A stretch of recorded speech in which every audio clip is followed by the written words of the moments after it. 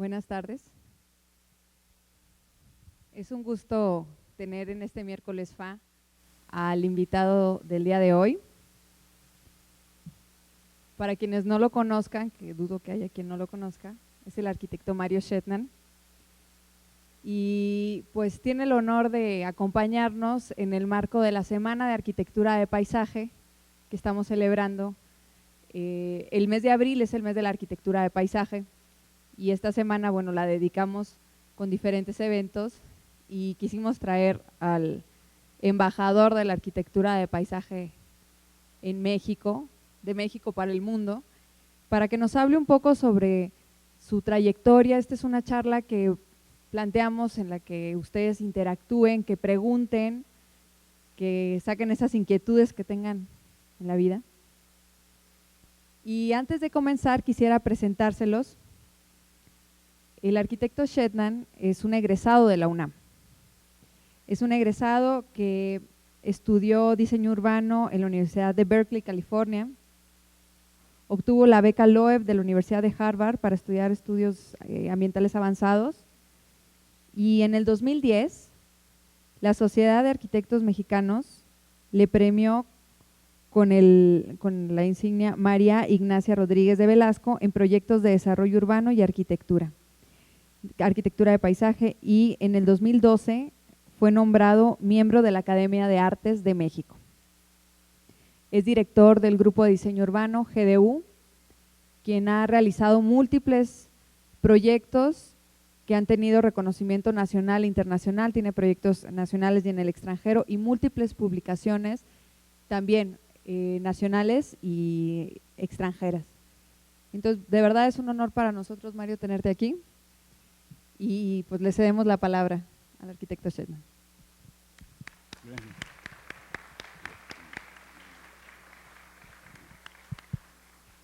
Muy buenas tardes. Es un gusto estar aquí en la UNAM una vez más, entre amigos, entre exalumnos, entre pues estas paredes que son para mí muy importantes, porque aquí fue donde me formé en mi carrera de arquitectura. Pienso mostrarles hoy día una plática que he intitulado Evolución de una teoría y práctica. Es decir, que a través del tiempo las carreras de diseño van generando a partir de una posición teórica, y si vas construyendo en el tiempo tus cosas, se va generando entonces una dialéctica muy importante entre práctica y arquitectura. Es decir, una vez que construyes algo, aprendes, redefines, reorientas tu posición teórica para atacar otro nuevo proyecto con esa evolución de ese aprendizaje que vamos teniendo. No nos podemos estar estáticos a través del tiempo, es una profesión tremendamente dinámica, como por ejemplo lo es la medicina, ¿verdad?, que va evolucionando tan rápido en términos del conocimiento, de la ciencia, la tecnología, ¿verdad?, que tienes que ir generando esa constante dialéctica entre práctica y teoría. Me voy a sentar acá para que pueda yo tener ambas visiones, tanto de las diapositivas como de ustedes como público. He preparado esta plática en dos tiempos.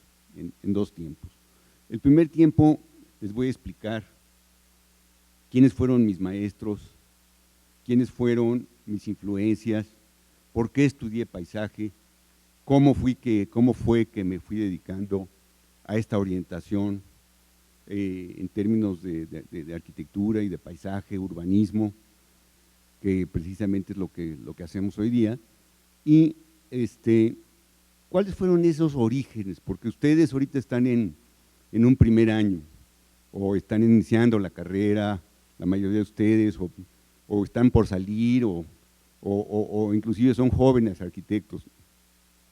Y entonces, espero que esto les pueda, pues simplemente informar y mejor aún inspirar a que puedan realmente tener una visión muy amplia y muy grande de su propio futuro, ¿no?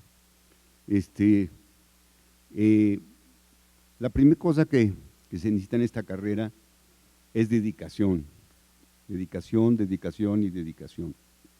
La segunda es pasión. La tercera es entusiasmo y visión de futuro, ¿verdad? Y en esas 3 o 4 atributos, si ustedes se los fijan y los siguen honestamente y éticamente, definitivamente tienen que llegar al éxito, al futuro en una carrera larga. Es decir, la problemática de estas carreras son carreras largas, no son carreras de 100 metros, son carreras de más que un maratón, digamos, ¿no? Son carreras de enormes magnitudes y van poco a poco construyendo, creando, interviniendo, ¿verdad? Teniendo unas oportunidades, tomando esas oportunidades, etcétera, y muchos fracasos, por supuesto, muchos fracasos, muchos rechazos, muchos tropiezos, ¿verdad? En un medio que cada vez es más difícil realizar precisamente lo que estamos realizando, que es la ciudad, la obra pública, la obra, el proyecto para las grandes masas de México y de otras partes del mundo, ¿no? Bueno, entonces la siguiente, por favor.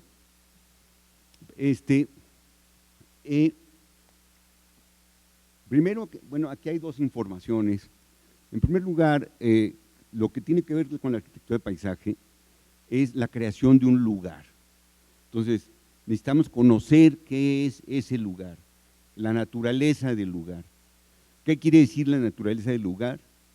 Todos los aspectos ambientales, los aspectos, por decir, todos los aspectos ambientales, si un terreno tiene topografía, qué topografía tiene, qué clima, dónde está orientado, qué vegetación tiene, cómo bajan las aguas, cómo es la hidrología, qué suelos tiene, qué vegetación se ha dado entonces como producto de todas esas variables, etcétera, etcétera, etcétera. Es decir, tenemos que conocer perfectamente el lugar que vamos a actuar. Hay 3 formas de conocer un lugar. Primero, todos los aspectos ambientales, científicos, vamos a llamarle, la parte científica. Segundo, la parte de intervenciones o artificialidades, es decir, la parte de todos los elementos que haya artificiales en un sitio, llámese edificios, llámese caminos, llámese puentes, llámese infraestructura, ¿verdad? Llámese drenajes, llámese cualquier elemento artificial. Es otro punto importante para el conocimiento de un lugar, para definir la naturaleza del lugar. Y en tercero, la parte, vamos a llamarle visual, la parte poética de un lugar. ¿Qué quiero decir con esta parte poética? La parte de lo que nos da la percepción, la sensación de ese lugar. Ese lugar que nos emite, que nos da, ¿verdad? Nos acoge, nos repele, es bellísimo, pero también puede haber un lugar que tengan que intervenir, que es sombrío, que es inclusive fantasmagórico, horrible, agresivo, ¿verdad? Contaminado, etcétera, etcétera. También no nada más tenemos que actuar, no nada más actuamos en lugares bellos, ¿verdad? Sino por lo general actuamos en lugares deteriorados, en lugares contaminados, en lugares abandonados, en lugares decaídos, degenerados, etcétera, etcétera. Entonces, ese primer punto es muy importante. El segundo punto de la información de estas fotografías es que son de México, son paisajes de México tomados por un gran fotógrafo paisajístico que se llama Antonio Vizcaíno, y muestran estas fotografías la gran diversidad ecológica y ambiental de México. México es uno de los países más ricos en el mundo en términos de biodiversidad y es el quinto país en términos de biodiversidad biológica y ecológica y faunística. Es decir, que tenemos un gran país también, pero que tenemos una gran responsabilidad con ese legado que se nos dio, así como se nos dio un legado de tipo prehispánico, colonial, etcétera, etcétera, y se habla tanto de ese patrimonio. Es más importante el patrimonio que tenemos de país como naturaleza, ¿verdad? Y en eso tiene que ver mucho la arquitectura del paisaje, tiene que ver mucho que ver con la protección y el salvamento y la regeneración de esos ambientes, de esos ecosistemas de nuestro país. Bueno, el segundo punto de la arquitectura de paisaje es como precisamente viendo digamos, si entendemos realmente lo que dije como naturaleza del lugar, tendremos que entender entonces que la participación interdisciplinaria en esta profesión es fundamental, ¿verdad? Tenemos que trabajar con biólogos, tenemos que trabajar con geólogos, con hidrólogos, tendremos que trabajar con ingenieros de todos tipos, ¿verdad? De todas especialidades, tendremos que trabajar con arquitectos, tendremos que trabajar con urbanistas, ¿verdad? Es decir, que la gran cualidad hoy día que se le define hoy día en el siglo XXI al arquitecto paisajista es que puede y está entrenado a trabajar interdisciplinarmente. No es el tótem héroe, ¿verdad? Como nos pintaban a los arquitectos, ¿verdad? En los años 40, 50, ¿verdad? En novelas, en películas, etcétera, del gran Dios que viene a decir cómo son las cosas. No, aquí es un diálogo, es una interrelación, si es un liderazgo, si es una dirección, pero tiene que trabajar absolutamente porque no es un sabelotodo, es una forma del conocimiento y puede, como mayor cualidad,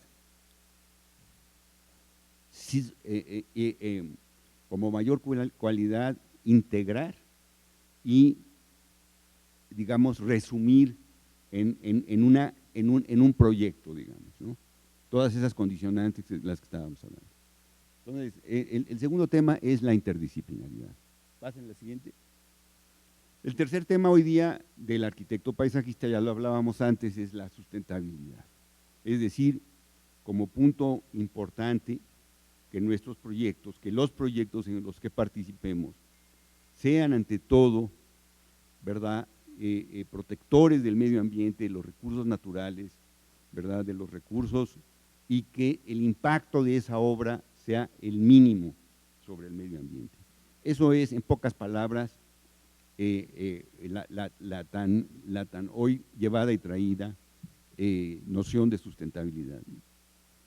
Por lo tanto, entonces, lo que más importante que se requiere en un arquitecto paisajista es que sea este abogado, que tenga esta bandera de sustentabilidad, en términos de cuál es el impacto mínimo de una obra X sobre el medio ambiente. Bueno, la siguiente punto, que también tiene que ver con la arquitectura de paisaje, obviamente, al trabajar en un medio, al trabajar en un terreno, al trabajar en una ciudad, ¿verdad?, es entonces que tiene que trabajar con aspectos culturales, básicamente tiene que ver con el servicio, digamos, hacia la comunidad, hacia el hombre, ¿verdad?, hacia el cliente, pero básicamente hacia la comunidad, ¿verdad? Nos podrá pagar el proyecto un determinado presidente municipal o el director de una gran compañía, etcétera, pero finalmente nuestra responsabilidad es, en primera instancia, con la comunidad. Tenemos que ver los aspectos históricos, tenemos que ver los aspectos del precedente. ¿Qué quiere decir eso? Quiere decir en relación a capas en los que nos encontramos siempre, de todo tipo, históricas, arqueológicas, etcétera, culturales, que tengan que ver. Tenemos que entender también todo eso. La siguiente, por favor. Otra cosa muy importante en esta noción de integración, de integralidad, ¿verdad? Es que para mí hay una continuidad teórica entre arquitectura, paisaje y urbanismo. No termina aquí la arquitectura, aquí empieza el paisaje, no termina la ciudad y luego resulta que son los edificios, y después los jardines o los espacios abiertos o las plazas. Hay una integralidad, hay un concepto total, integral, hay un continuum.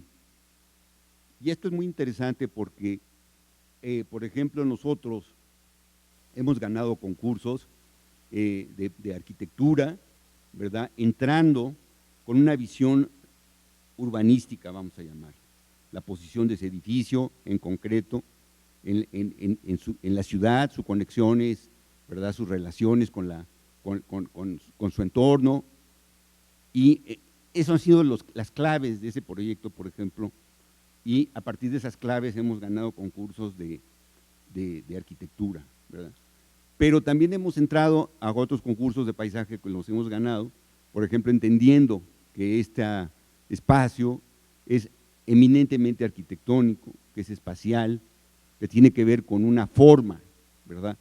Y así entramos a ese proyecto, ¿verdad? O lo vemos desde esa perspectiva, o igualmente en proyectos de urbanismo no vemos una ciudad en abstracto, en 2 dimensiones, vemos una ciudad en 3 dimensiones y también en una dimensión de movimiento, en una 4ª dimensión, forma, tiempo, espacio, ¿verdad? Y ante eso hemos también procedido, hemos sido, digamos, escogidos en proyectos de urbanismo con esta visión paisajística, natural, con esta visión arquitectónica, con esta visión tridimensional, etcétera, ¿no? Con esta visión ambiental, con esta visión ecológica. Bueno, la siguiente. Otra parte muy importante de nuestra profesión que tiene que ver con la equidad. ¿Qué quiere decir esto? Que tenemos que dar servicio, insisto, a la comunidad, tenemos que dar servicio a las grandes mayorías, ¿verdad? Tenemos que pensar muy bien, como yo decía, quién es nuestro cliente, así sea un cliente privado, ¿verdad? Tenemos que tener siempre esta visión de equidad. Otra, por favor. Y finalmente, como objetivo más importante y resultante, vamos a llamarle, dentro de toda esta teoría, es obtener una calidad de diseño. Si obtenemos esta calidad de diseño dentro de estas variables que tenemos anteriormente, tendremos un buen proyecto y por lo tanto tendremos un proyecto que va a mejorar la calidad de vida de las personas a las que les estamos proyectando. Y eso es finalmente de lo que se trata esta profesión. No se trata de tener grandes currículums, no se trata de tener grandes obras monumentales, no, se trata de servir, insisto mucho, se trata de servir a la comunidad, se trata de mejorar la calidad, es decir, entrar a un proyecto y decir, esta es la calidad que tenían estas personas en esta parte, en esta área de la ciudad, y se los voy a dejar así. Ojalá ya pudiera haber sido hasta acá, pero si llegué aquí, ya cumplí con mi deber y con mi ética, digamos, profesional. La siguiente, por favor. Vamos a ver algunos proyectos a través del tiempo que han tenido que ver en estas 4 zonas de intervención, digamos, ¿no? La arquitectura de paisaje tiene mucho que ver con la infraestructura. ¿Qué quiere decir esto? Tiene que ver mucho con el agua, con el drenaje, con la hidrología, con la hidráulica, ¿verdad? Tiene que ver con las calles, tiene que ver con el urbanismo, entonces tiene que ver muchísimo con la infraestructura. Y hoy día se concibe que la arquitectura de paisaje tiene que ver con una infraestructura verde y azul, porque estamos en un proceso precisamente de cambiar lo que era la infraestructura suelta, la infraestructura sola, vamos a decir, en una ciudad que estaba dada por los ingenieros, a una interrelación, ¿verdad? Si tenemos un río no lo vamos a entubar, ¿cómo lo podemos salvar, cómo lo podemos naturalizar? Pero que cumpla esas visiones de infraestructura, digamos, y así sucesivamente. Bueno, segundo, la recuperación del espacio público, ¿verdad? Una parte muy importante, ¿verdad? Nuestras ciudades han crecido muy rápidamente, ¿verdad? México, a mediados del siglo XX, tenía 25 millones de habitantes, ¿verdad? A mediados del siglo XX, es decir, en 1950, teníamos 25 o 30 millones de habitantes y hoy tenemos 111 millones de habitantes. Es decir que en un periodo muy corto, de 60, 65 años, se ha duplicado, más que duplicado la población. Entonces han crecido muy rápido nuestras poblaciones, han crecido muy mal, han crecido sin control, han crecido sin calidad, y una labor muy importante de la arquitectura de paisaje hoy día es esta recuperación del espacio público. Y ahorita vamos a ver algunas de estas intervenciones. Y después, otra parte muy importante en la que hemos participado son intervenciones en sitios postindustriales. ¿Qué quiere decir esto? Quiere decir en la transformación de todo lo que es el siglo XIX, el siglo XX, ¿verdad? Que fue un proceso de industrialización muy fuerte, donde estaban metidas las industrias en las ciudades, donde estaban las minas, las grandes minas, ¿verdad? Y véanse, o las grandes fábricas que fueron motor, digamos, de desarrollo de esas ciudades. Hoy día todas estas industrias, todas estas extracciones, todas estas minas se han cerrado. Si ustedes se fijan en dónde son los principales proyectos ahorita, hoy día, en la Ciudad de México, ¿verdad? En Santa Fe, que fueron unas minas de arena, ¿verdad? O en la zona de Azcapotzalco, que fueron industrias, ¿verdad? O en la segunda sección de Chapultepec, que fueron minas e industrias, ¿verdad?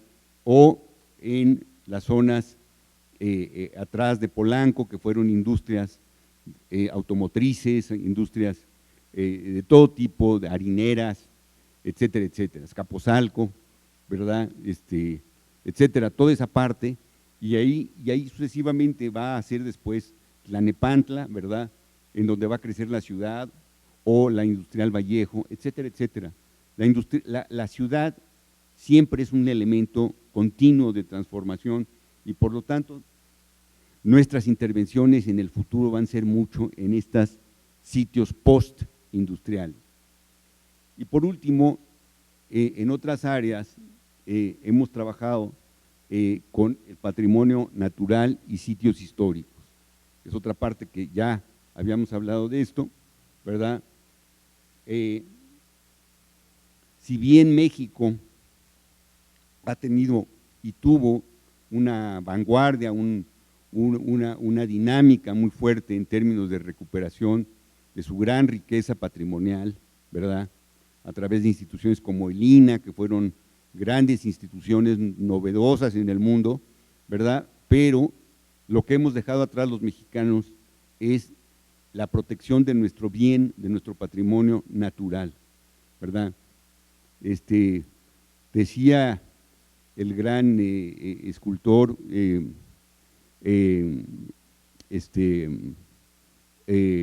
Felgueres, decían que qué es lo que más le gustaba de México.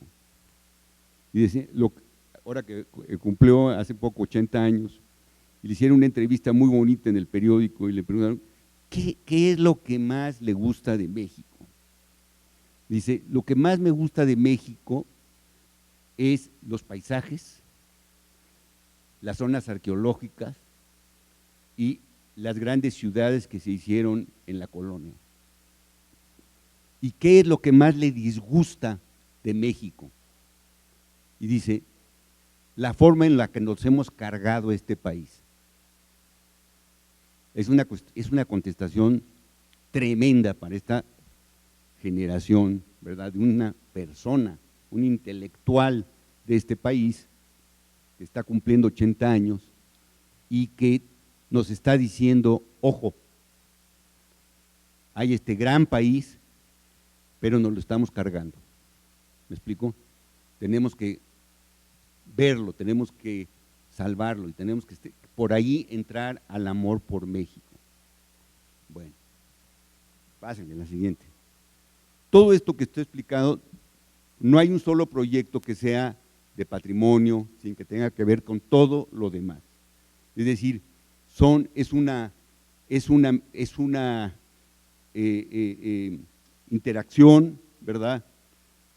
Múltiple entre todos estos factores, en que claro, cualquier proyecto tendrá que ser más de esto, pero tendrá que ver con todo lo demás, en términos de podría ser un patrimonio natural, tendrá que ver con sustentabilidad, pero también puede haber patrimonio, digamos, arqueológico en una zona industrial o patrimonio precisamente industrial en una zona postindustrial. Todo tiene que ver con todo y nos encontramos con todas estas variables en todos los proyectos en los que participamos. Bueno, la siguiente. Ahora bien, quisiera yo ahora, como primer punto, esta parte teórica. Como segundo punto, quisiera mostrarles qué es lo que a mí, en mi etapa justamente de estudiante, fue lo que me fue llevando a estudiar paisaje, urbanismo, ¿verdad? Y arquitectura, porque afortunadamente he tenido la enorme suerte de hacer las tres cosas en mi vida, ¿verdad? De hacer arquitectura, de hacer paisaje y de hacer urbanismo intensamente a lo largo de todos estos años. Bueno, en primer lugar, miren, desde la época de niño, ¿verdad? Mi padre me llevaba a estos lugares arqueológicos de México. Y si finalmente entendemos la esencia de lo que son la cultura prehispánica de México, ¿verdad? Es que es un lugar paisajístico. Es decir, si ustedes ven Monte Albán, que la arquitectura como se maneja realmente no fue arquitectura, fue paisaje. Digamos, el espacio arquitectónico interior de Monte Albán es prácticamente nulo. Aquí lo importante es el manejo paisajístico que se hizo en esta ciudad, ¿verdad?, ceremonial, que flota en el espacio, que flota entre dos valles o entre tres valles, que flota y que tiene una relación, que eso es precisamente la definición de paisaje, la relación entre el cielo y la tierra. Eso es lo que es paisaje, la relación del cielo con la tierra, ¿verdad? Y esto lo vemos aquí en estas zonas arqueológicas. Vean ustedes el manejo de las plataformas, el manejo de las formas arquitectónicas, ¿verdad?, tomadas como paisaje, porque realmente no hay paisaje, digo, no hay arquitectura, no hay espacio interior. Entonces, básicamente lo que la cultura prehispánica, digamos, desarrolló fue la arquitectura de paisaje. Ok, la siguiente. Vean ustedes, por ejemplo, estos juegos de pelota. Son básicamente paisaje, ¿sí? Básicamente forma arquitectónica del paisaje, de la relación del cielo con la tierra. Pásenle la siguiente. Yagul, o el mismo Teotihuacán, ¿no? En la gran ciudadela, ven ustedes esta ciudadela, ¿verdad?, que era un gran mercado, que era un gran lugar para eventos al aire libre, ¿verdad?, o la calzada de los muertos. Ven ustedes allá atrás la pirámide del Sol, o la pirámide a la derecha del Sol, hasta el fondo la de la Luna, pero vean que es una relación con el paisaje. Allá está atrás el Cerro Gordo, que simbolizaba el más allá. Entonces conectaba de norte a sur, ¿verdad? El Cerro Gordo, que es el más allá, con el valle y la laguna, que estaba en el más acá, ¿verdad? Eso es, entonces, este conocimiento, además divino, ¿verdad? Porque todas las divinidades prehispánicas tenían que ver con la naturaleza, es lo que generaba y lo que generó esta sabiduría tan tremenda de la cual tenemos que beber necesariamente como, no por mexicanistas, porque tenemos una gran, vamos a llamarle virtud con esto. Pase la siguiente. Bueno, lo mismo, Xochicalco. Vean ustedes este juego de pelota que ve hacia el gran valle de Temisco, ¿verdad? La posición básicamente de este proyecto es paisajístico. Es un juego ceremonial, tiene aparte relación con las divinidades, ¿verdad? Del tiempo, pero básicamente es un elemento que manipuló la topografía, el paisaje, la luz y la tierra. La siguiente. Otra cosa muy importante, después nos vino precisamente de África, de las culturas mediterráneas, ¿verdad? Si ustedes ven las retículas de las ciudades coloniales, y esto se ha dicho mucho, pero hay que verlo como urbanistas y como paisajistas. Si ustedes ven esa fotografía de Morelia, por ejemplo, ahí están todos los elementos característicos del urbanismo colonial. Están la cuadra, están los patios, están las plazas, la relación, cómo, vean ustedes dónde están puestas las iglesias, en remate con las calles, ¿verdad? Cómo hay las tres cosas. Hay una continuidad entre arquitectura, paisaje e inclusive con la escultura, con estética, con fachadas, ¿verdad? Y ven ustedes los portales, ¿verdad? Hacia la plaza, la orientación en sí de la plaza, de las iglesias, ¿verdad? La orientación de los patios, y ven ustedes esta multiplicidad y variante de los patios, ¿no? O sea que hay otra enseñanza continua, ¿verdad? Que tenemos que tener como urbanistas, como paisajistas, ¿no? La siguiente. Bueno, no se diga de toda la parte barroca, que básicamente se ha criticado mucho que el barroco mexicano no es espacial.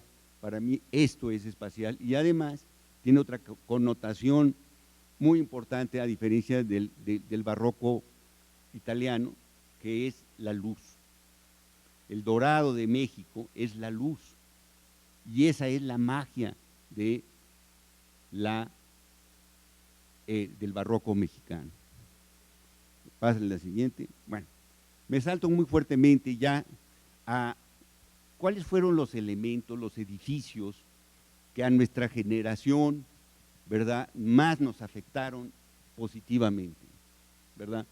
Cuando nosotros entramos a la escuela, yo entré a esta escuela en 1963, ¿verdad? Hace ya muchos años. Curiosamente es exactamente el mismo lugar. Aquí empezamos como no cabíamos, porque por primera vez entramos 1000 gentes en primer año, nos pusieron igual que aquí como era paisaje en los camerinos. Y en las noches aquí jugábamos escondidillas. ¿Y saben qué encontramos abajo de esto? Una laguna. Abajo de esto hay un lago. Aquí vivíamos, dormíamos, etcétera, comíamos, todo. En 1963 se estaba construyendo este edificio y uno de nuestros grandes maestros, Álvaro Sánchez, estaba de director de la obra, digamos. Nos llevó a ver esta obra, sí nos impactó mucho, a mí me impactó mucho esta obra, precisamente porque genera sobre esta visión atemporal del espacio lleno y el vacío, ¿no? Vean ustedes, finalmente, ¿qué son estas fachadas? Un patio, ¿no? Un gran patio están semicubiertos una parte, esta otra parte cubierta. Entonces, otra vez, esto es para mí esta generación del paisaje. Esto me impactó mucho en 1963. La siguiente. La siguiente. Bueno, y otra persona que definitivamente fue importante para nuestra generación fue el arquitecto Mario Pani, que ven ustedes aquí, más o menos en 1959, estos edificios, que fue el primer condominio en México, fue un gran arquitecto urbanista mexicano, que además tuvimos el gran privilegio de conocer muy fuertemente. Ven ustedes aquí.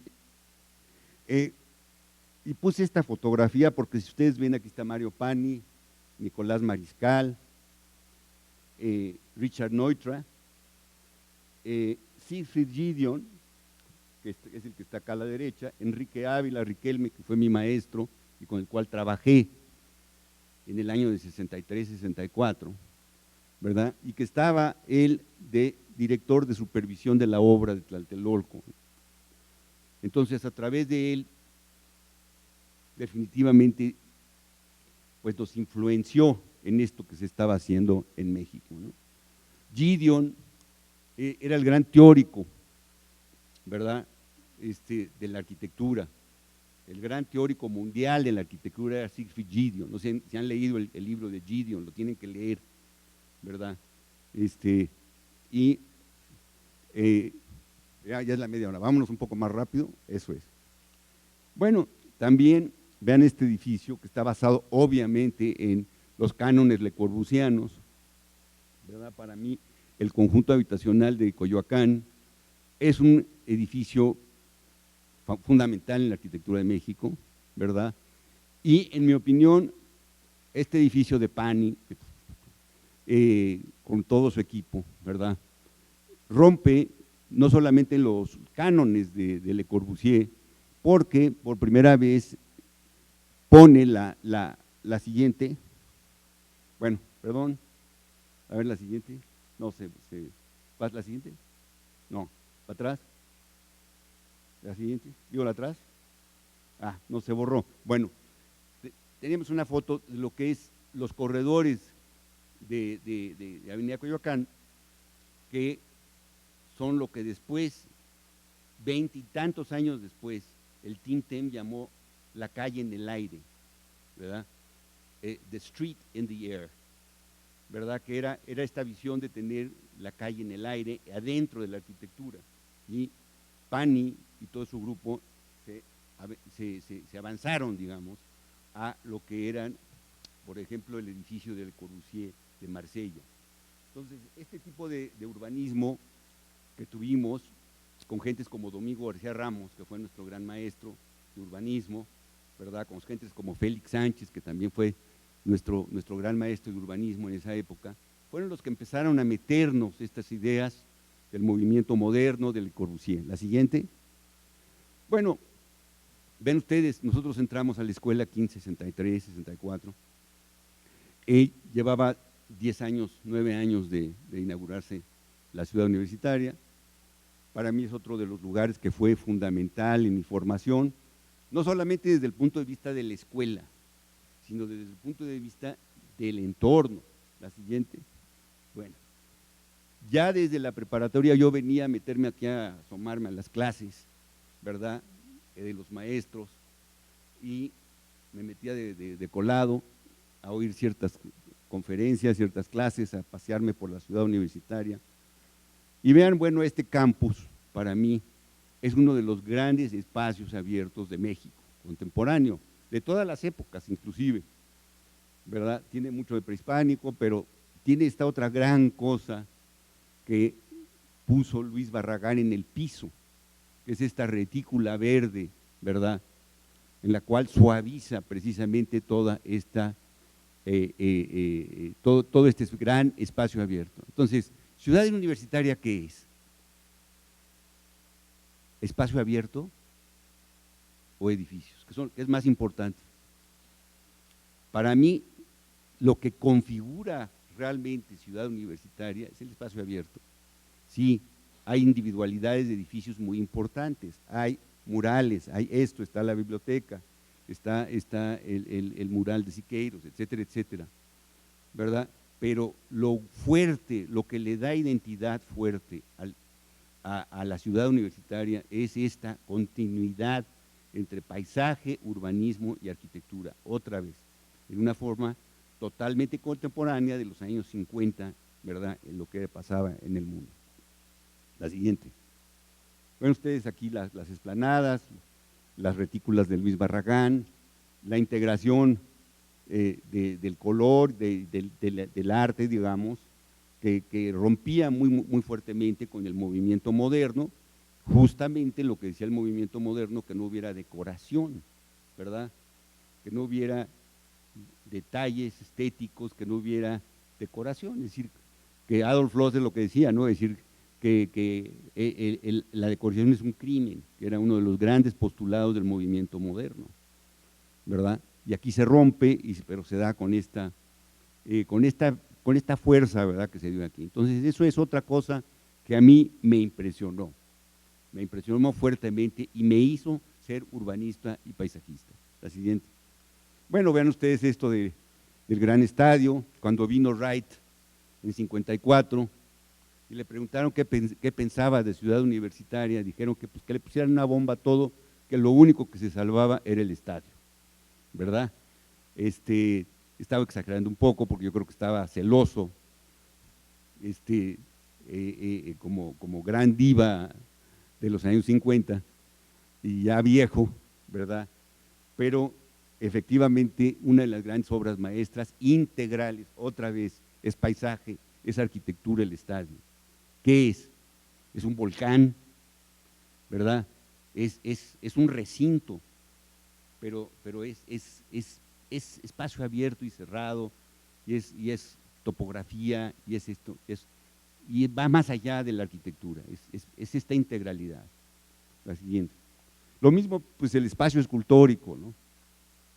Que por primera vez se hace una oda a el Pedregal. Aquí se juntan 5 escultores, 6 escultores, ¿verdad?, liderados por Matías Geritz, y se hace esta genialidad, en mi opinión, que es el espacio escultórico, que para mí es probablemente la primera obra importante de landscape art, ¿verdad?, que se adelantó también al landscape art, ¿verdad?, y lo que se llama el arte ambiental, environmental art, que se dio justamente en los años 80 del siglo pasado, se empezó a desarrollar en Estados Unidos, con escultores como Smithson, pero ya estas gentes, en este geometrismo, en esta oda al paisaje, oda a la geología, digamos, que representa este lugar, es este lugar maravilloso. La siguiente. Bueno, vean ustedes aquí muy rápidamente, están las gentes que hicieron este campus, que muchos de ellos fueron nuestros maestros, como Domingo García Ramos, como Ernesto Gómez Gallardo, aquí está Pani, aquí está Del Moral, que fueron grandes amigos nuestros, aquí está también Enrique Landa, otro gran urbanista, Homero González de Hoyos, Homero Martínez de Hoyos, está Vladimir Caspé, vean ustedes, en mi opinión, pues configuran en 1951 un equipo extraordinario de maestros, ¿no? Aquí están Pani, Del Moral, y luego vean ustedes cómo en 1975 nos invita Mario Pani a un grupo de jóvenes en esa época, ¿verdad? Aquí estoy yo, su servidor, su charro cantor, aquí está Luis Sánchez Renero, Alberto González Pozo, Pancho Treviño, Echeverría, Félix Sánchez, que no aparece aquí, ¿verdad? Porque nos invitó a darle una tercer aire a la revista Arquitectura México, y a partir de ahí entonces empezamos a desarrollar una amistad bellísima con Del Moral, con Pani, con Matías Geritz, etcétera, etcétera, con los grandes de esa época. La siguiente. Bueno, ¿cuáles eran los postulados de la escuela en esa época? ¿verdad? Todavía era Le Corbusier, ¿verdad? Como gran figura que fue, ¿verdad? De toda esta generación. Y bueno, yo pienso que los 4 libros más importantes de Le Corbusier son estos, ¿verdad? Que los tienen que leer a fuerza, no es que quieran o no, es que los tienen que leer, ¿verdad? Para entender qué quiere decir el movimiento moderno, qué quiere decir el urbanismo contemporáneo, el que rompe, ¿verdad?, con el esquema de la ciudad, ¿verdad?, vieja, vamos a decir, decimonónica, etcétera. Y aquí está, bueno, algunos de los planteamientos de Le Corbusier desde 1929, ¿verdad?, en La ciudad radiante, que rompe con estas ideas de lo que se llamaba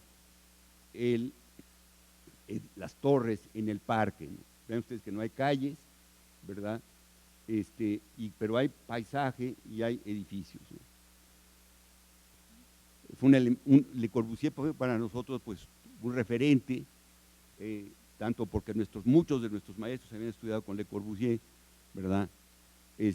Como que los había, pues obviamente fue una figura de principios del siglo XX, la principal figura, digamos, del principio del siglo XX. La siguiente. Bueno, vean ustedes que ya desde 1937, Le Corbusier, junto con el equipo de Oscar Niemeyer, Oscar Raidí y Roberto Burle Marx, empezaron a plantear un planteamiento de ciudad universitaria que, si ustedes lo ven, se parece mucho al de acá. Y no se diga la universidad que se planteó es para Río, la de Sao Paulo, que prácticamente se ve, es decir, si vemos, yo escribí en alguna ocasión un artículo sobre la similitud entre la Ciudad Universitaria de México y la Ciudad Universitaria de Sao Paulo, que no se construyó, ¿verdad?, pero que prácticamente es un esquema sumamente similar. Aquí ven ustedes cosas, otra vez, de Roberto Burle Marx, como la Plaza de las Mil Palmeras, toda esta relación, ¿verdad?, de los espacios abiertos, digamos, los ejes, el estadio, etcétera, que se planteaba desde 1937 en esta ciudad universitaria de Río. La siguiente. Bueno, otra persona que me influenció y que tuve el enorme privilegio y gusto de conocer fue Luis Barragán, ¿verdad? Aquí estoy yo y aquí está Luis Barragán, no, aquí estoy yo, aquí está Luis Barragán, 1970 y tantos, ¿verdad? Este es un sketch, digamos, un dibujo de Barragán de las torres de satélite, ¿verdad? La siguiente. Tuve el gran gusto de tener una relación con Barragán muy, muy, muy cercana por más de 20 años, de verlo casi una vez al mes, y tener pláticas con él, hacer viajes con él, hacer visitas, etcétera, etcétera. Y bueno, este es probablemente el primer paisaje contemporáneo de México, que es esta casa 1 de Barragán, que hoy es la casa Mora, pero está junto a su casa, ¿verdad? La casa Ortega, que está junto a su casa. Y para mí esta excavación de topografías y esta recuperación de este paisaje, que eran minas, ¿verdad?, es lo que es la primera obra contemporánea de paisaje de México. Igual, ustedes tienen que visitarla, porque esto,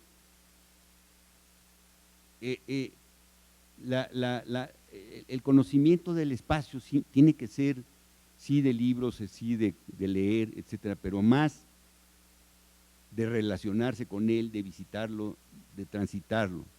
La siguiente. Otra cosa muy importante de los años 50, de los años 55, ¿verdad? Vean, estos son jardines muestra de Luis Barragán. Barragán, para vender sus jardines, para vender los jardines del Pedregal, que estaban lejísimos, ¿verdad? Imagínense, de la ciudad, se decía que había víboras, que sí había, ¿verdad? Víboras, alacranes, animales, etcétera, alimañas. Entonces, él hizo una serie de jardines muestra. Y vean ustedes cómo las familias venían en los años 55, o sea, por ahí, ¿verdad? Los domingos, y a mí yo fui una de esas familias, ¿verdad? Que nos veníamos a visitar la novedad que era el Pedregal. Y obviamente en mis 10, en mis 12 años, en mis 8 años, pues tuvo un impacto muy, muy fuerte en mi estética y en mi filosofía, en mi, digamos, percepción. Desde entonces me impresionaron mucho estas escaleras tendidas de Barragán y estas relaciones con la piedra, etcétera, etcétera. Vean ustedes, aquí no hay color, es un Barragán todavía fantásticamente relacionado con el paisaje. La siguiente, aquí ya hay mucho color en la casa Egerstrom, la 67, entonces esta relación que tuve yo con Barragán, todo el tiempo pues visitábamos estas obras, las discutíamos, etcétera, etcétera. La siguiente, lo mismo el bebedero de las Arboledas. Barragán al ser el promotor propio de sus desarrollos, nos contaba, ¿verdad?, que, por ejemplo, este muro lo subió 3 veces de altura, ya construido, ¿verdad?, el famoso muro de los bebederos. Entonces dijeron, a ver, no, llegaba, no, échale más, échale acá, justo a donde captaba la sombra de los árboles, que eran estos eucaliptos maravillosos que estaban sobre este eje, digamos. Entonces, era un lugar para, digamos, hacer competencias de caballos y que tenía esta relación Barragán intuitiva, digamos, con el paisaje y que rompe con todo ese racionalismo. Curiosamente, en esa época, Barragán lo conocimos en 1965, fuimos a tocar a su casa, un grupo de moconetes, ¿verdad?, de alumnos, y nos recibió increíblemente, éramos 3, 4 alumnos. ¿Qué quieren? Pues conocerlo. Y entonces venimos y dijimos, es que ya conocimos a Luis Barragán, y nos decían aquí los maestros, pero ¿qué le tienen que copiar a ese señor? ¿O qué le tienen que aprender? Es un escenógrafo, como si fuera lo peor que podía hacer. Es un escultor, no se sabe qué, es jardinero, es horrible, es jardinero, imagínense, es jardinero, escultor y escenógrafo. Yo hoy día me precio mucho de que pudiera ser un buen jardinero, un buen escultor y un buen escenógrafo, digamos. Alejandro Luna, el mejor escenógrafo de México, dice que precisamente cuando él estudió arquitectura y cuando él empezó a hacer escenografía, decía, pero ¿por qué haces escenografía? Es pura falsedad.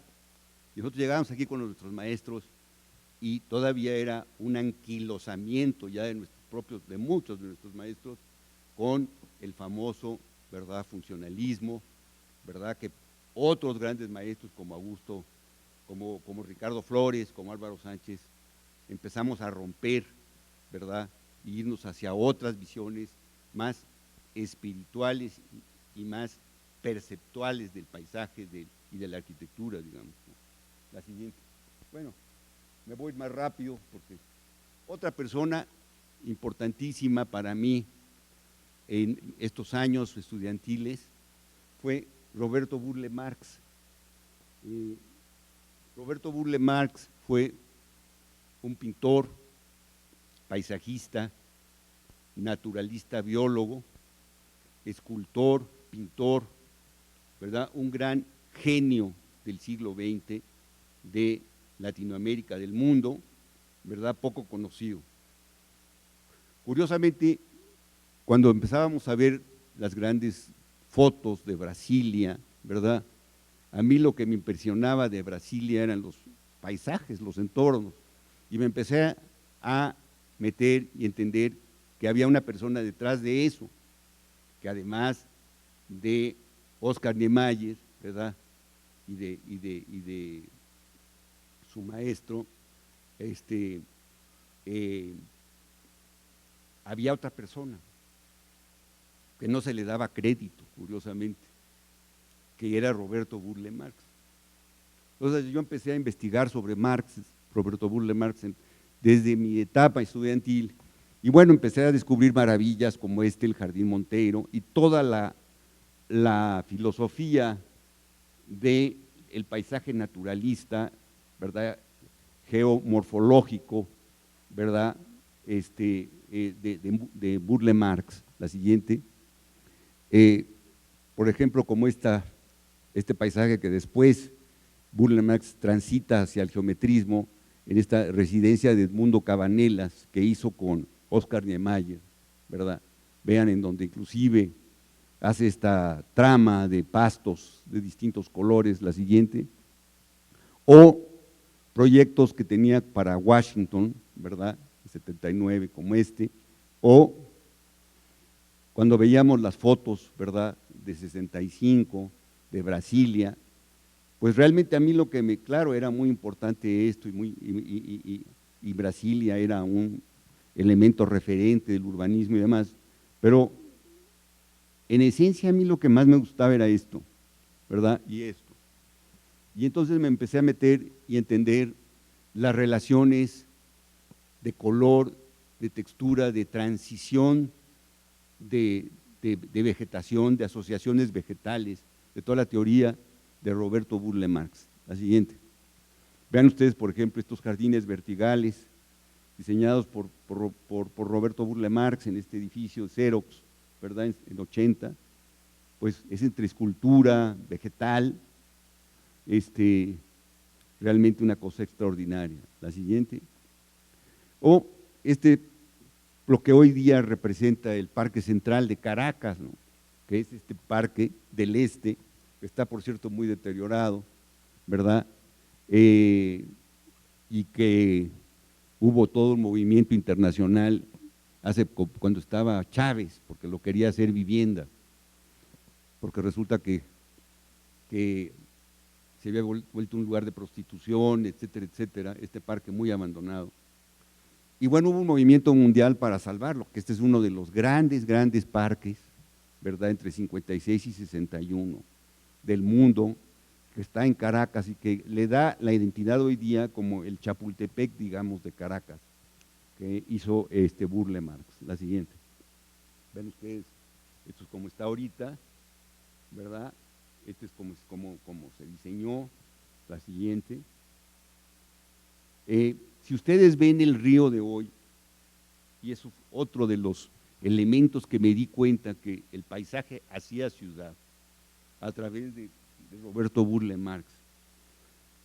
Hay un plano muy interesante de todas las intervenciones de Burle Marx en la bahía de digamos, Copacabana y las distintas bahías de Río de Janeiro, y tiene intervenciones continuas desde 1940, 45 hasta 1970. Entonces, todo lo que hoy día ven ustedes de la maravilla de esa ciudad maravillosa que se llama, ¿verdad?, que es Río de Janeiro, lo hizo una gente que se llama Roberto Burle Marx, un paisajista, un urbanista único en la historia del siglo XX. Bueno, ok, la siguiente. Aquí está otra gente que fue muy importante en nuestra formación, Oscar Niemeyer, y bueno, esta es una carta que le mandó Oscar Niemeyer, introduciendo a mi padre a que viera unas obras. En 1945 mi padre hace esa visita a Brasil, conoce a Niemeyer, ¿verdad?, y todos los arquitectos que fueron de la época de los 50 abrevaron también en la arquitectura de Brasil. Los arquitectos mexicanos, hubo una gran relación, ¿verdad?, entre Venezuela, México y Río de Janeiro, y claro, el líder de esto era Oscar Niemeyer. La siguiente.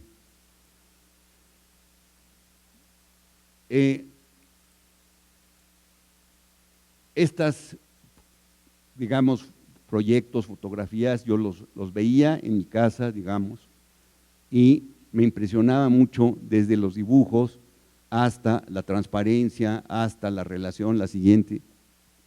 Vean ustedes cómo aquí no se ve, pero yo digamos que dibujaba encima de estos dibujos y prácticamente los calcaba, digamos. La siguiente, aquí está la casa de Niemeyer, el paisaje es de Burle Marx, esta es su propia casa, la casa Canoas de 1950, bueno, que tuvo una pues explosión mundial porque, como ustedes saben, Niemeyer trabajó con Le Corbusier, pero fue el alumno destacado, digamos, que rompió otra vez con todos los cánones y con todas las, con todas las restricciones del movimiento moderno, que era ya demasiado, vamos a decir, racionalista. La siguiente. Aquí está otra vez Brasilia, 65, la siguiente. Otra vez la residencia que diseñó Niemeyer, el jardín que diseñó Burle Marx, todo esto lo dejaron natural, etcétera, y nada más intervinieron esta parte del valle. La siguiente, el interior y exterior, los interiores y exteriores de la comunicación, vean ustedes, pues esto no se sabe dónde acaba la casa y dónde empieza el paisaje, o viceversa, ¿no? La siguiente, otra vez, la siguiente, bueno, otra persona fundamental para mí en esos años es Isamu Noguchi, un gran escultor japonés-americano, ¿verdad? Igual, si ustedes se dan cuenta, las últimas 5 personas que yo he mencionado nacieron al principio del siglo XX, digamos. Noguchi, también un gran escultor, vino a México, y que justamente Burle Marx hizo otro de los patios y Noguchi hizo este enorme jardín. La siguiente.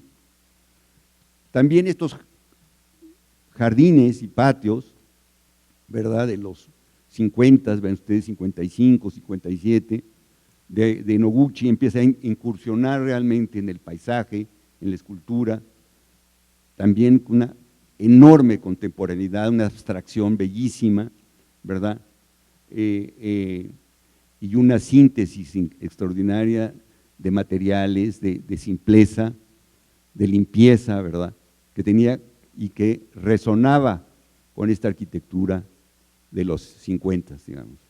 La siguiente. Vean ustedes, este mismo plan, en esta maqueta extraordinaria de Noguchi, en donde todos son los edificios, pero cómo invirtió este concepto de lo que es el paisaje. El paisaje es el vacío, la arquitectura es el lleno, y aquí cuál es el lleno y cuál es el vacío. Es decir, esa es la esencia zen, ¿verdad?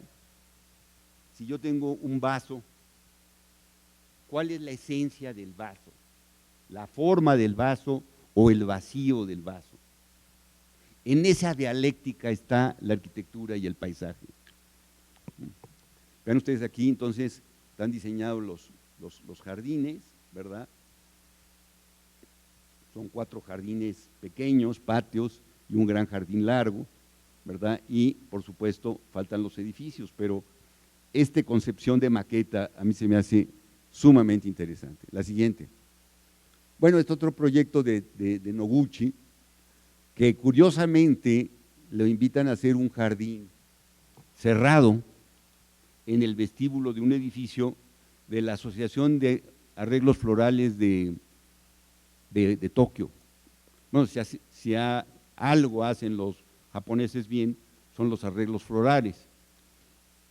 Y lo que es maravilloso de este jardín es que no tiene una sola planta. Es decir, atreverse a hacer un jardín sin una sola planta en la Asociación de Jardines Florales se me hace de una sutileza y de una, digamos, espiritualidad extraordinaria, ¿no? Vean ustedes, todo es de piedra y de agua, ¿verdad? Y este es el jardín que hizo Noguchi, interior, ¿verdad?, en esta escuela de arreglos florales. La siguiente. Otra persona importante también es Garrett Egbo, otro arquitecto americano que escribió este libro, que fue el primer libro que yo leí sobre paisaje, Landscape for Living, en que decía que el paisaje básicamente es para la gente, es para la sociedad, que no estaba reñido el arte con el paisaje para la gente, para usarlo, digamos, ¿no? Entonces, yo conocí a Garrett Egbo precisamente el 6 de marzo de 1968, le pedí que me firmara ese libro y después fue mi maestro en Berkeley. La siguiente. Bueno, ven ustedes cómo hay esta contemporaneidad desde 1947 en estos pequeños parques, ¿verdad?, multiculturales, totalmente económicos, democráticos, que hizo, por ejemplo, para Sacramento, ya desde 1947, parques públicos, ¿verdad?, en este paisaje que ya empieza a ser arte, pero que empieza a ser social, sobre todo. La siguiente.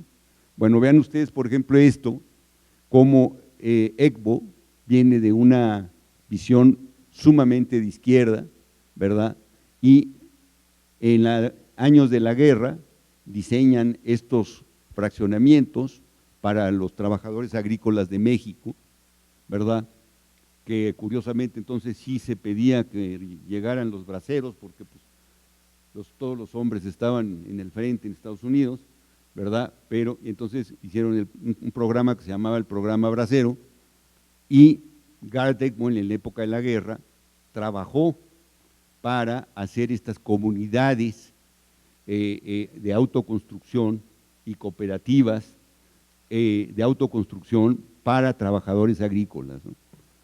La siguiente. Otro gran personaje del paisaje es Ian McHarg, que ustedes tienen que leer este libro que se llama Design with Nature, es Diseño con la Naturaleza, está traducido al español. Lo escribe él en 1969, ¿verdad? La siguiente. Y bueno, lo que enseña en este paisaje regional, en entender ya otra escala del paisaje, ¿verdad?, cómo clasificar sistémicamente, ¿verdad?, los ríos, la hidráulica, ¿verdad?, en este plan, gran plan maestro de toda una región. Aquí está la ciudad de Washington, en Estados Unidos, pero es toda la región, digamos, una gran región que se empieza a planificar, ¿verdad?, en 1967, a partir de toda la parte hidráulica.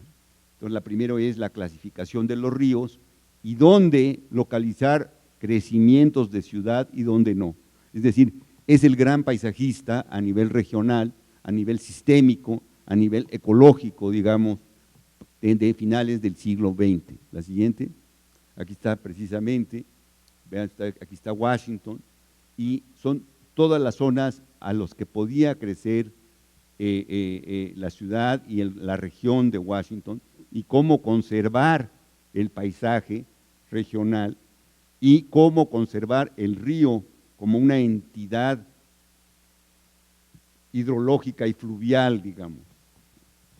La siguiente, aquí está precisamente dónde localizar o no localizar cosas dentro de este paisaje. La siguiente. McHarg crea justamente estas matrices, ¿verdad?, que tanto usamos ahora los arquitectos paisajistas, de confrontar las condiciones naturales con los usos del suelo y entonces definir en dónde puede haber posibilidades de colocación de cosas como un gran ajedrez, ¿verdad?, dónde no y dónde hacerlo con cuidado, digamos. La siguiente. Otro personaje, Louis Kahn, importantísimo en esta escuela, ¿verdad?, como digo, con nuestros maestros, Ricardo Flores, con Álvaro Sánchez. La siguiente. Kahn rompe completamente con el movimiento moderno, ¿verdad?, que tanto era de nuestros maestros aquí. hace un grupo que se llama el Team 10 y ¿cómo se llama? La maravilla de Kant es volver a entender, ¿verdad?, los elementos verticales como servicios, los elementos horizontales, los muros, etcétera, etcétera. La siguiente, por favor. La siguiente. Bueno, vean ustedes, pasa la siguiente. Ustedes ven esto que es uno de los grandes edificios de finales, mediados, digamos, finales del siglo XX, que es los laboratorios Salk de la Universidad de California en La Joya, ¿verdad? Y este espacio abstracto que se conecta con el mar.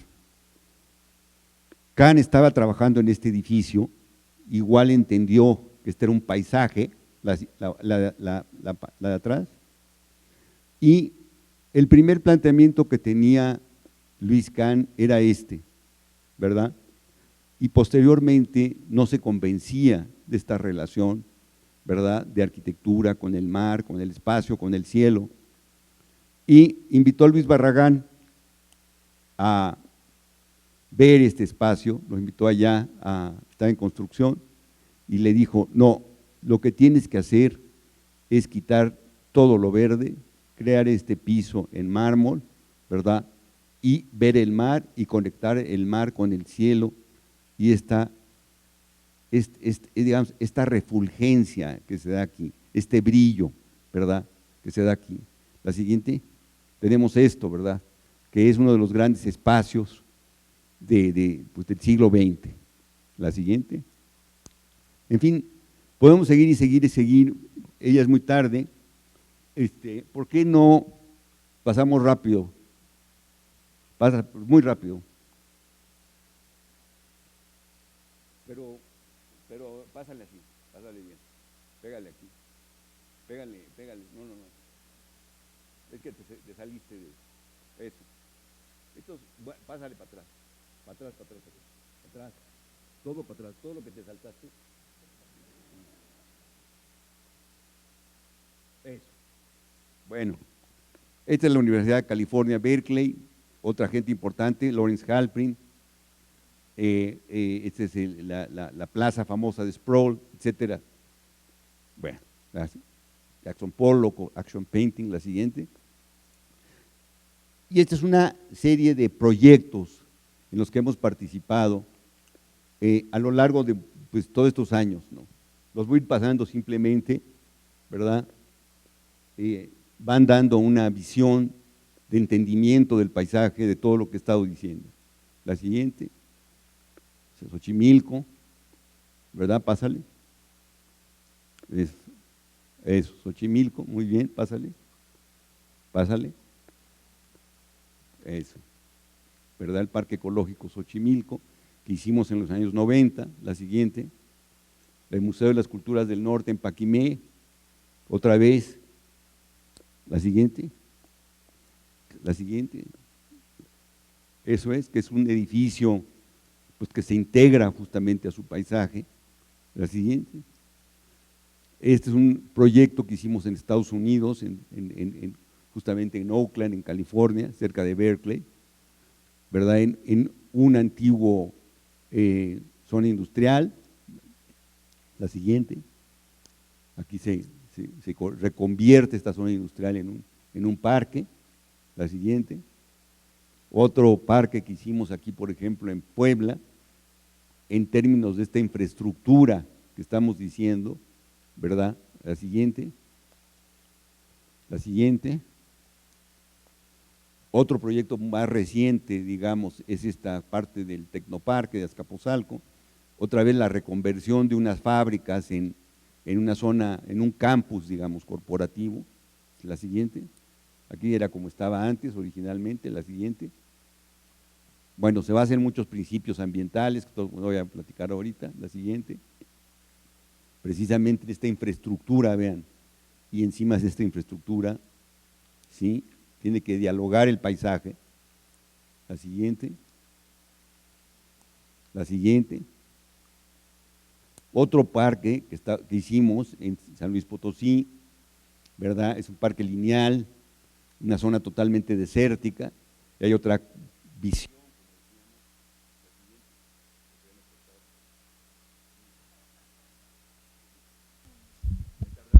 No. Tómatelo, cambio. 5 minutos más. La siguiente es, pásale, sí, pásale. La siguiente. También hemos trabajado en zonas, como decía yo, ecoarqueológicas, como Copalita en Oaxaca, básicamente en esta zona.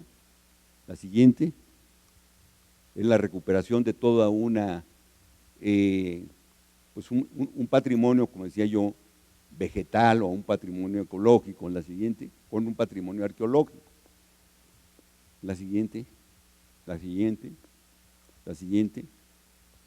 Vean ustedes la maravilla. Tan valioso esto como la historia, porque las dos son patrimonio y las dos son historia, lo arqueológico y lo natural. La siguiente, la siguiente, siguiente, eso. Siguiente, siguiente, siguiente, siguiente, siguiente. Entonces aquí dialoga la arquitectura igual con el paisaje, con la naturaleza, con el clima, inclusive con la parte sísmica. La siguiente, la siguiente, siguiente, siguiente, siguiente, siguiente, eso es. Una residencia que hicimos para una persona, digamos, adinerada, pero muy sensible, en Malinalco, un norteamericano. La siguiente, ¿verdad? Es su casa con toda una serie de jardines. La siguiente, el manejo de toda la vegetación, el agua, de los apantles y que se recicla, digamos. La siguiente,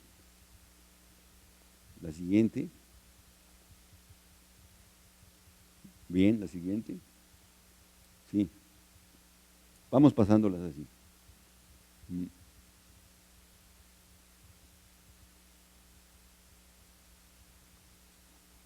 La siguiente, sí, pásale, la siguiente. Esta es también toda la rehabilitación que hemos estado haciendo los últimos 10 años de Chapultepec. La siguiente. Esto es otro proyecto muy interesante de lo que era la antigua refinería de Pemex, en donde está el Parque Bicentenario, en Azcapotzalco, en el norte de la ciudad. Así era, digamos, la refinería. La siguiente, un proceso, digamos, de estudio, de participación de muchas gentes. La siguiente. Se encontraron grandes contaminaciones, como decía yo antes, al principio. La siguiente, la siguiente, la siguiente, la siguiente, la siguiente.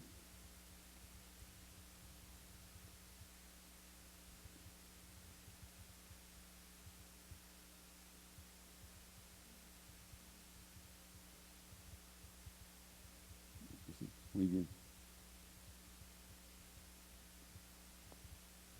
Igual es otro lugar que recomiendo mucho que visiten este parque, porque es un parque, digamos, accesible, gratis. La siguiente. La siguiente.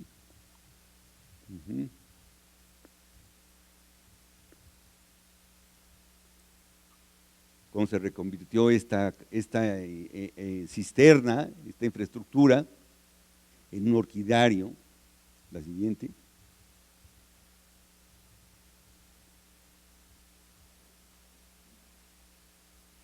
Y finalmente este proyecto último que estamos trabajando ahorita en Tampico, justamente lo que estamos diciendo de la transformación del espacio público a través de toda una infraestructura, pero de un parque continuo, lineal, que se transforma justamente en la ciudad, ¿no?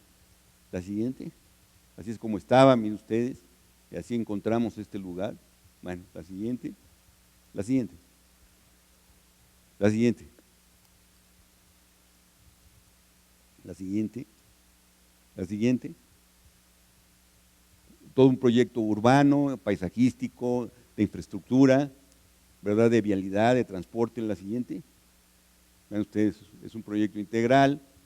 La siguiente, desde sus inicios, un proyecto muy complejo desde el punto de vista de la infraestructura y desde el punto de vista de la ingeniería y desde el punto de vista de la consolidación de todas estas cosas, ¿verdad? En terrenos muy frágiles, digamos, muy pantanosos. La siguiente. Esto es, aquí está ya la realidad, ya está construida una primera etapa de este proyecto. Estamos muy contentos, estamos muy orgullosos de este proyecto porque ha cambiado completamente la noción de espacio en esta zona de Tampico, ¿no? Una zona importante del centro de la ciudad. La siguiente, sí. La siguiente. Bien.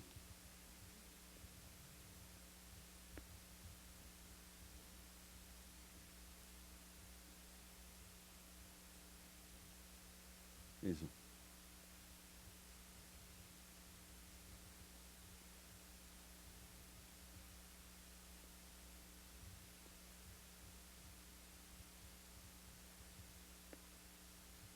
Hasta cocodrilos hay, miren.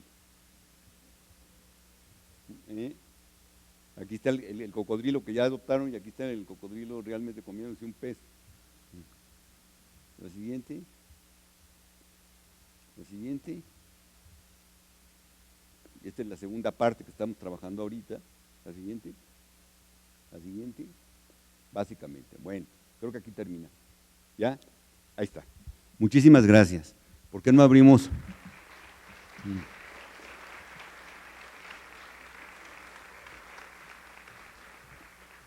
Perdón, me tardé 2 veces más de lo que pensaba. Sé que muchos de ustedes no han comido, si no es que nadie, que están ya con ganas de irse a comer, pero estaríamos dispuestos a abrirnos a unas preguntas, yo creo, si ustedes así lo consideran.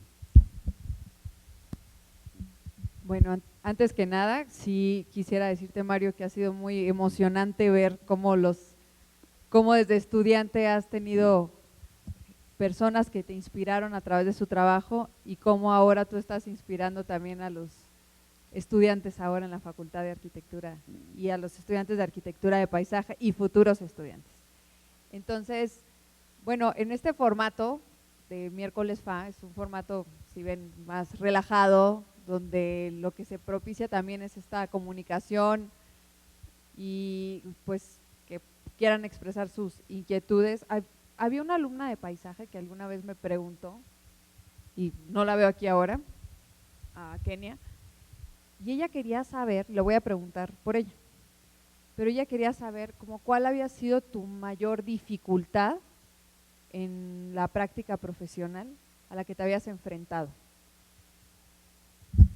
Es muy buena pregunta porque, como les decía yo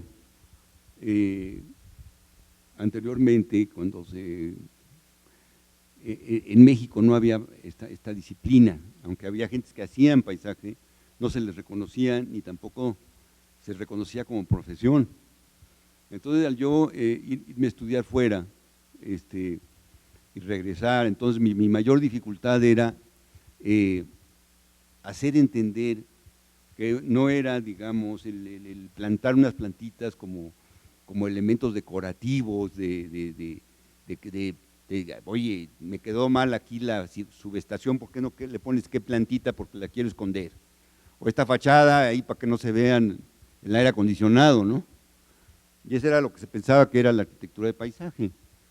Entonces, la gran digamos, dificultad de las gentes de nuestra generación fue mostrar qué es lo que podía hacer el paisaje, que ya era una cuestión de tipo urbana, que ya era una cuestión de tipo ambiental, que estábamos viviendo una crisis ambiental, que estábamos viviendo una crisis urbana y que básicamente la labor del paisajista es esa regeneración, es esa recuperación tanto de la ciudad como del paisaje o la preservación de esos valores de paisaje, ¿no? Que puede ser desde la escala regional, como ustedes vieron esos grandes planes de Macar, que inclusive todavía hoy son vigentes, ¿verdad?, a lo que puede ser un pequeño espacio como los de Noguchi, ¿no? Y que ahí puede ser desde su conexión más íntima con el arte, ¿verdad?, con la espiritualidad, hasta la gran región, digamos. El problema del urbanismo es que siempre ha sido un instrumento para ver a dónde debe crecer la ciudad.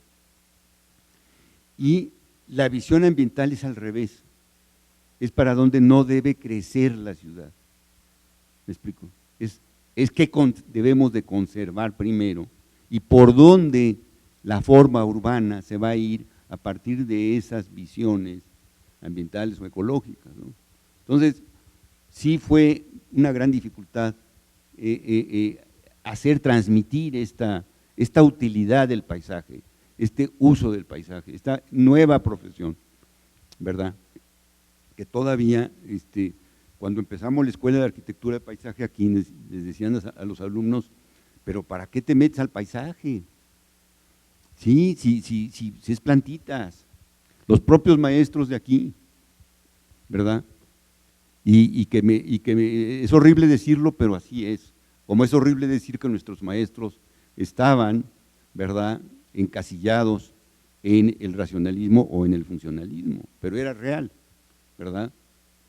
Y tuvieron que venir otros maestros jóvenes en esa época para romper esas visiones, como tiene que tener esta tradición. Así fue también cuando vino Juan O'Gorman y rompió, ¿verdad?, con toda la visión que se tenía del siglo XIX, y rompieron con esta escuela y vinieron, y esta escuela tiene esa tradición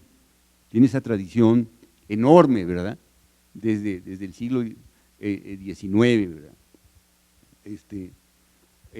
Entonces, esa es la visión que tenemos que tener, es decir, ¿cuál es esta visión de futuro? Y vean ustedes cómo puedes tú, en tu plan de vida, en tu plan de visión, en tu plan de trabajo, hacia dónde me quiero ir. Cuando yo regreso de Berkeley me dicen, bueno, ¿por qué no quieres hacer casas? ¿Por qué no quieres hacer residencias? No, es que yo no soy diseñador de jardines de residencias, soy urbanista, soy paisajista urbano. Y créanme que aunque no tuviera trabajo, rechacé varios de esos trabajos.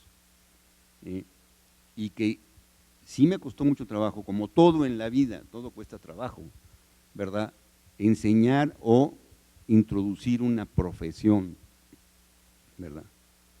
No sé si haya alguna otra pregunta. ¿Cómo los ve? O sea, ¿qué giro le podríamos dar ya como profesionistas de un futuro? Bueno, tanto para eso como para muchos otros ejemplos, sí, que no están funcionando. Es una pregunta muy pertinente, creo, porque se ha vuelto una moda.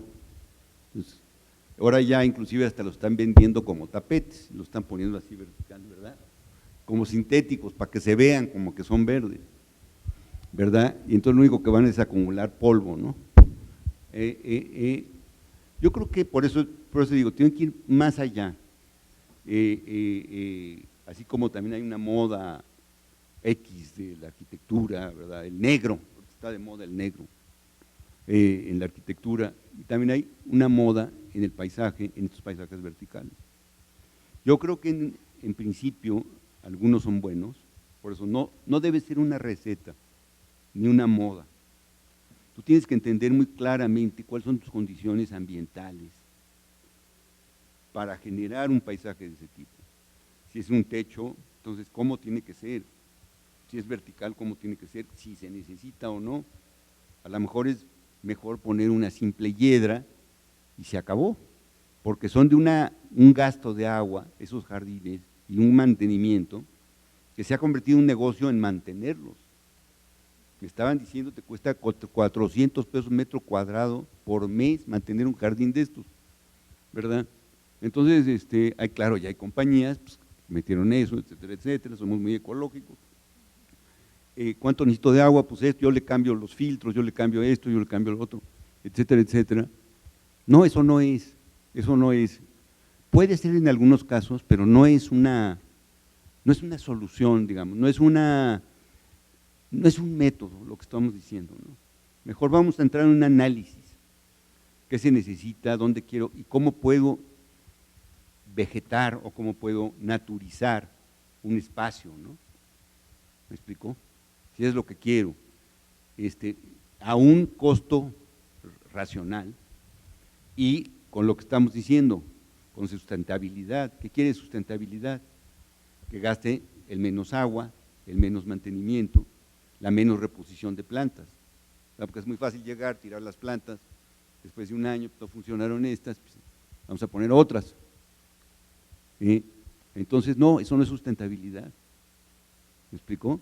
Entonces, son modas, no hay que seguir las modas, hay que estar, digamos, a la vanguardia, pero somos en México mucho de copiar, copiamos indiscriminadamente.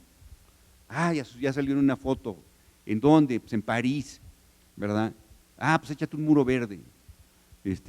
Hay muy buenos muros verdes en México, sí, están bien hechos, hay muy bien hechos, pero se han convertido en una moda, a veces, digamos, irracional, ¿no? ¿Me explico? Es como si estuviera de moda ponerse una capa de mink y todos saliéramos a la calle a 28 grados con mink. En primer lugar, es un crimen tener una capa de mink. En segundo lugar, pues, ¿para qué vas a salir a 28 grados? Porque necesitarías tener un aire acondicionado adentro, ¿no? De ti mismo. Así es un poco eso. No sé si hay otra pregunta. No hay muchas preguntas. Bueno, está aquí el director. Está aquí Marcos Massari. El arquitecto Massari. Y yo no te quiero hacer una pregunta, te quiero hacer un agradecimiento, que eso es totalmente diferente. Yo llegué después, cuando estaba Monte Albán en la imagen, no sé qué me perdí. Yo hice todos estos apuntes sobre una hoja de reuso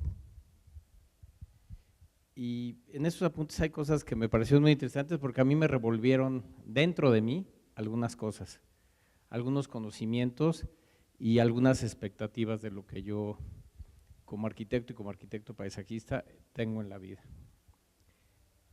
Primero te voy a hacer una alusión personal que me revolviste dentro. Yo di clases con tu papá durante muchos años. Los últimos años de tu papá, él venía los miércoles y dábamos clases al mismo tiempo de taller de proyectos en arquitectura de paisaje. Yo daba teoría primero, de 8 a 10, luego damos proyectos juntos de 10 a 12 y luego él daba una clase de tecnología de 12 a 2. Mucho lo que yo aprendí en el taller también, lo aprendí con él por su enorme experiencia. Entonces, me recordaste a tu papá por un lado. Pues con eso ya me revolviste a mí también. Sí, bueno, porque el corazón. Porque luego se nos olvidan las cosas y cuando lo mencionaste, me lo recordaste. También me recordaste, y un libro que yo uso mucho en mis clases, Ian McHarg. Me recordaste a través de todos estos que aquí los tengo, que han marcado tu formación. Creo que es importante compartir quiénes han marcado la formación, porque a veces son gentes que conocemos, a veces son gentes que no conocemos, ¿sí? Por ejemplo, te envidio tu relación con Luis Barragán. Cuando yo estudiaba arquitectura, ya Luis Barragán está muy enfermo. Y yo tengo algunos amigos que entraron porque la cocinera los dejó entrar. Y Luis Barragán decía, ¿quién está allá abajo? Y la cocinera le decía, no hay nadie. Y yo no me atreví a entrar. Durante muchos años no me atreví a entrar a la casa de Luis Barragán porque tenía un respeto que me daba pues no, se me hacía que no era conveniente entrar a Casa Luz. Luego a la Casa Ortega entré y me encantó, pero a la Casa Barragán como que me quedó un respeto hacia algo que creo que caracteriza a la obra de Barragán, que es justamente esa intimidad que tiene entre la casa y el jardín. Me llevó muchos años, incluso ya abierta la casa y ya siendo museo, romper pues este lazo que había sido pues muy difícil porque lo habíamos querido lograr, pero ya Luis Barragán no estaba en condiciones de lograrlo. Te lo envidio también. Me parece que nos has compartido una visión personal y eso es fundamental para todos. No nos dio una receta de cocina, no nos dijo cómo volverse exitoso, no nos dijo cómo hacer paisaje, nada de esto. Nos dio una visión personal en la formación y eso, como ustedes vieron, sí hablo de esta escuela, sí hablo que aquí incluso no sé qué tantas barbaridades hacían, pero sí debajo de esto hay un foso que yo conocí siendo director, o sea, aquí puede haber una orquesta, este piso es falso, ¿sí? Y abajo está el foso para una orquesta, o sea, cuando se planteó esto, se planteó a lo grande, era lo más grande que tenía la ciudad universitaria. Si ahora pensamos en el centro cultural, pues estamos hablando ya de otra escala de infraestructura, ¿no? Me parece también entre lo que nos dijiste, para mí aparecieron algunas obras que yo no conocía, que desde luego pues, me empieza a generar, pues ¿por qué no las conoces? ¿No? Si según tú conoces también a Burle Marx, esta residencia de Edmundo Obanegui, pues no la conozco. O sea, no es que la conozca físicamente, o sea, no la tenía ubicada, la necesito ubicar, se me hace una necesidad ubicar de nuevo estas cosas, ¿no? Creo que también le diste un poco al clavo a lo que nosotros nos interesaba mucho que tú vinieras. Cuando tú dices, sin que nadie te lo diga, ¿cuántos te dijeron eso de ser jardinero? ¿Sí? Es el jardinero de Chapultepec. Ustedes dirán, ¿a qué le tiró el jardinero? ¿Sí? Yo estoy en el Consejo Rector del Bosque y la segunda sección de Chapultepec, no voy a hablar de la primera, pero porque en este momento ustedes pueden ver las obras en la segunda sección de Chapultepec y en la primera como que ya nos acostumbramos.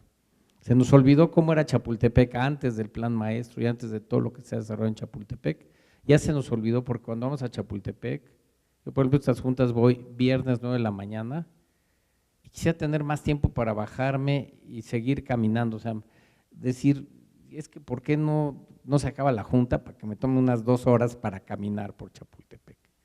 Y ahora en la segunda sección de Chapultepec hay todo un proyecto también. Entonces es un jardinero de primera, o sea, se los presento porque siempre queda esa duda de ¿y a poco el paisajista puede? Ahora, también otra de las cosas que es importante es que tú eres un referente. Tú nos enseñas otras obras como referentes para ti, pero tú eres un referente para todos nosotros. Y eso es lo que te agradezco, o sea, porque finalmente viene un referente, el más importante de la arquitectura de paisaje en México, sin temor a equivocarme, ¿sí? Y como universidad obviamente y como facultad, pues qué maravilla que sea un egresado de esta facultad, ¿no? Podría venir de otro lado, pero no, es un egresado de esta facultad. Y ha tocado muchos sitios en la República y ha generado una cultura en torno al paisaje que finalmente le abre la puerta a otras generaciones. O sea, el trabajo de Mario como referente hace que otras generaciones puedan entender el paisaje de diferente forma. Y como dijiste, no importa si la escala es pequeña o la escala es grande.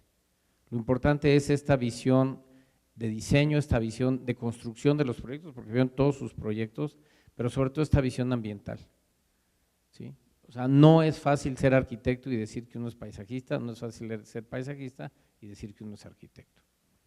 Pocos como Mario tienen esta posibilidad y tienen la posibilidad de presentarlo además con esta naturalidad, con esta frescura.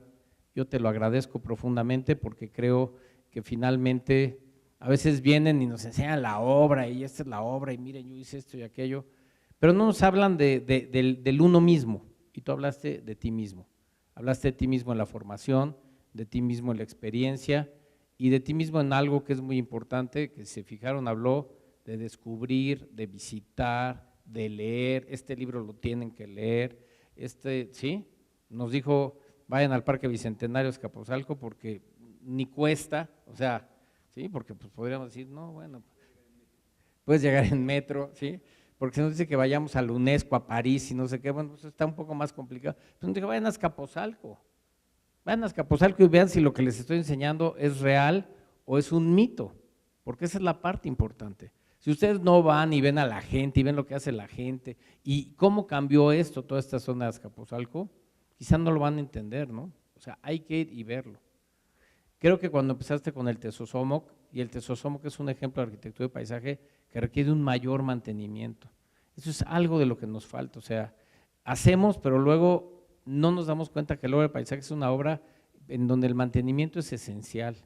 Hay que seguir viendo y hay que seguir cuidando estos espacios, ¿no? O sea, eso es algo que creo que nos falta. Nos gusta la novedad, ¿sí?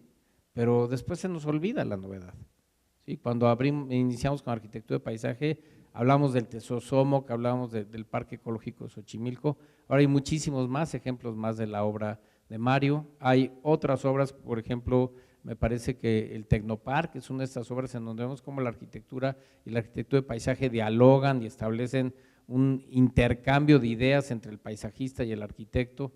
O sea, me parece que veniste a abrir una puerta, espero que para muchos, una puerta a la que hay que asomarse, algunos decidirán entrar por completo, convertirse en paisajistas, otros decidirán nada más asomarse, pero nadie de esta escuela puede salir sin asomarse. Eso sería un peligro enorme. Si pensamos que la arquitectura sigue siendo el objeto arquitectónico, sin mirar al entorno, estamos perdidos. Y para terminar quisiera decir algo que por ahí lo voy a apuntar para que nunca se me olvide, que aparte resultó poético: paisaje es la relación en la tierra y el cielo. Gracias, Mario.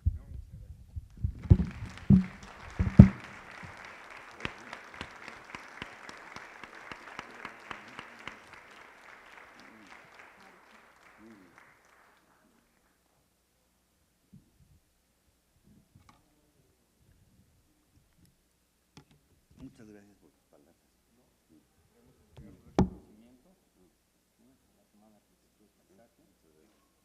Vamos a entregar un reconocimiento de la Semana de Arquitectura de Paisaje, pero también un reconocimiento del miércoles Fakir, porque efectivamente hay que ser fakir para estar aquí, pero a veces nutre también lo que se va a otras partes que no son el estómago. Y te pasó un libro para agradecerte, es Nuestra perspectiva de ciudad universitaria a 60 años de su construcción, una visión crítica. ¿Sí? Mil gracias, Mario.